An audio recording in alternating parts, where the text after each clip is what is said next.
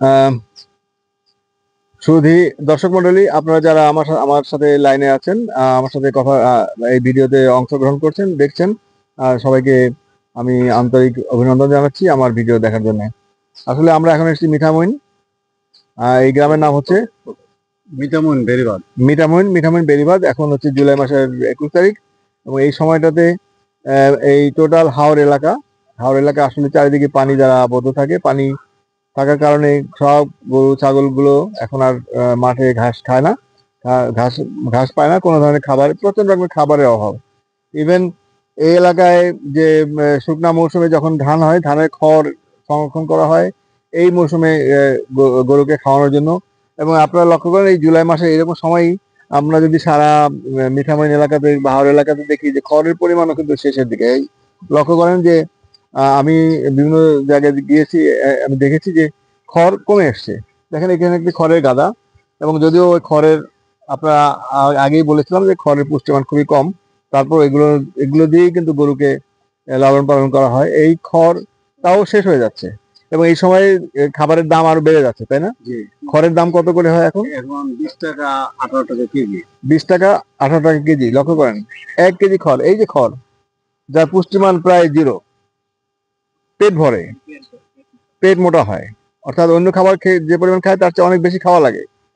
হ্যাঁ, সেটা আপনাদেরকে বলেছি, আগেও বলেছি। দেখেন এই এই এই এবং এর এর যে অক্সিডেশনের কারণে এর যে সলিউবল সুগার সেটাও কমে গেছে। এরকম এইগুলো খাওয়াইয়া এই হাওরের গরুগুলোকে এই যে বর্ষা মৌসুমে বাঁচিয়ে রাখা হয়। আমরা দেখি আমরা আমরা এর পাশাপাশি আমরা গোপন গোপন তথ্য বলেন আর তথ্যের ভিত্তিতে আমার দুজন ছাত্র, এই তোমরা এইদিকে আসো। তোহা, তোমার টেলিফোনে এত কথা বলা লাগে কেন? শান্ত, আমার দুজন মাস্টার্সের ছাত্র, ওরা আমার সাথে আসছে, এবং এখানে আছে বাহাউদ্দিন ভাই, হক ভাই, এবং রতন সাহা।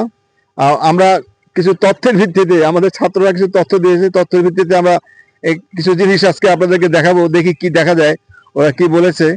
আমরা দেখতে যাচ্ছি যে কি এমন আছে যা দেখার জন্য আমরা ময়মনসিংহ থেকে আসছি। খাবারের অভাব, তারপরে এখানে আবার কি গরুর কিছু হলো কিনা, এই জাতীয় কোনো কোনো বিষয় আছে কিনা, একটু যদি ভালো, একটু যদি নিচে নামেন, দেখেন, আমাকে দেখান তো। এই হ্যাঁ, অনেক সুন্দর একটা সেন্ট। তাই নাকি? পরে পরে এই ভালো মতো দেখাও তো। এখানে এখানে এটা ধরো, যে আমরা এই যে গোপন তথ্যের ভিত্তিতে বলেন না, তথ্যের ভিত্তিতে এখানে দেখি আস্তে আস্তে আস্তে আস্তে এর মধ্যে কি আছে।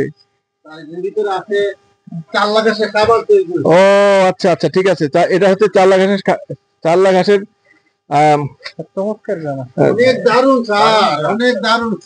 আচ্ছা আচ্ছা, আমি দেখি একটু, আমি নামি। খুব সুন্দর ঘ্রাণ আসতেছে, এবং এত সুন্দর ঘ্রাণ আসলে অনেক সুন্দর, এবং এটার যে টেক্সচার এবং এটার পিএইচ, আমি কনফার্ম যে ঘ্রাণ, তাতে এটার যে অম্লতা সেটা 4.2 এর চেয়ে কম হবে। কারণ এবং এটার যে সুমিষ্ট ঘ্রাণ, এটি আসলে আসলে দৃশ্যমান একটি সম্ভাবনা। যাই হোক, আমি যে কারণে আপনাদেরকে বলছি, আজকে যে রতন সাহা, উনি একজন উদ্যোক্তা। বাংলাদেশ কৃষি বিশ্ববিদ্যালয়ের যে সহায়তায়, যে টেকনিক্যাল যে সহায়তার মাধ্যমে উনি আসলে মাটির নিচে এই চাইল্লা ঘাস এর যে সাইলেজ তৈরি করেছেন। এবং এই চাইল্লা ঘাস সম্পর্কে একটু বলেন দেখি, চাইল্লা ঘাস কোন সময় হয়?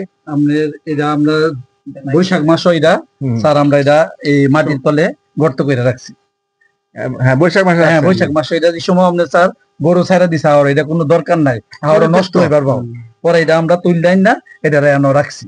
আচ্ছা, এটা আপনার পরামর্শে স্যার এটা রাখছি। আচ্ছা, এখন আমার কথা হচ্ছে যে চাইল্লা ঘাসের যে গুণাগুণ, সেটা হচ্ছে যে চাইল্লা ঘাসটা হচ্ছে যে আমরা অ্যাকুয়ারিয়ামে যে ঘাস থাকে, পানির নিচে ডুবে থাকে। জি, পানির নিচে ডুবে থাকা অবস্থা কিন্তু বেঁচে থাকে, এবং পানি যখন আবার সরে যায় তখন ওই ঘাসগুলো খুব দ্রুত তরতর করে আবার নতুন করে লাগাতে হয় না। শুধুমাত্র কিছু ইউরিয়া সার ছিটাইলে কিন্তু এটি হয়ে যায়, এবং গরু খুব ভালো খায়। তো এখন আমার শীত মৌসুমে যখন এটা হয়, বর্ষাকাল আসার আগে আগে, এটি যখন এটা যদি আমরা ঠিক এইভাবে যদি সংরক্ষণ করি, দেখেন খড়ের কি খারাপ অবস্থা। তার তুলনায় এই যে এই ঘাসটি যেমন চমৎকার সাইলেজ হয়েছে। অর্থাৎ চমৎকার সাইলেজ হওয়া মানে হচ্ছে ভালো মানের ঘ্রাণ ভালো হওয়াই একটা নির্দেশ করে যে এটা ভালো মানের সাইলেজ। এবং এটি কালার দেখেন আপনারা এখনো সেই সেই এখন সবুজ আব কালারটা কিন্তু রয়ে গেছে, লক্ষ্য করেন। এর কাছ থেকে দেখেন, কাছ থেকে দেখেন কি সুন্দর, একটু কাছ থেকে দেখেন।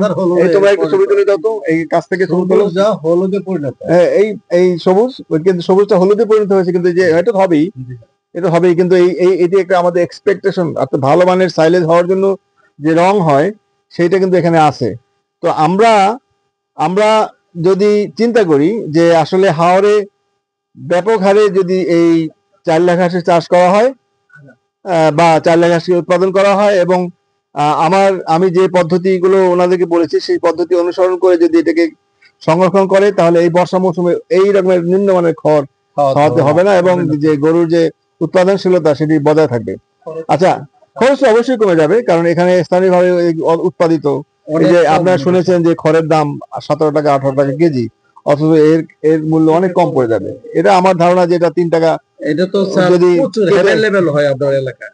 তো এটা আপনি, আচ্ছা আপনি এটাতে, এটা যে আমার এটা কোনটা ছিল, এটা কি শুধুমাত্র মোলাসেস দিয়ে? মোলাসেস, অল্প পরিমাণ মোলাসেস, আপনার হালকা মোলাসেস দেওয়া ছিল। হ্যাঁ, আমরা মোলাসেস ছাড়াও করেছি, দই দিয়ে আমি করছি। হ্যাঁ আমরা দই দিয়ে করি, সেটা পরে আলাপ করি। এখানে কিছুটা মোলাসেস সংযুক্ত করা হয়েছে, এবং এটি আমরা সাকসেসফুল যে এটি একটি অত্যন্ত উন্নত মানের সাইলেজ তৈরি হয়েছে। তো হাওরের লাইভস্টকের আশা এই 4 লাখ হাঁসের সাইলেজ। সবাইকে অসংখ্য ধন্যবাদ আমার সাথে থাকার জন্য। আমরা পরবর্তী ভিডিওতে আপনাদেরকে আরো কিছু দেখাবো। ধন্যবাদ।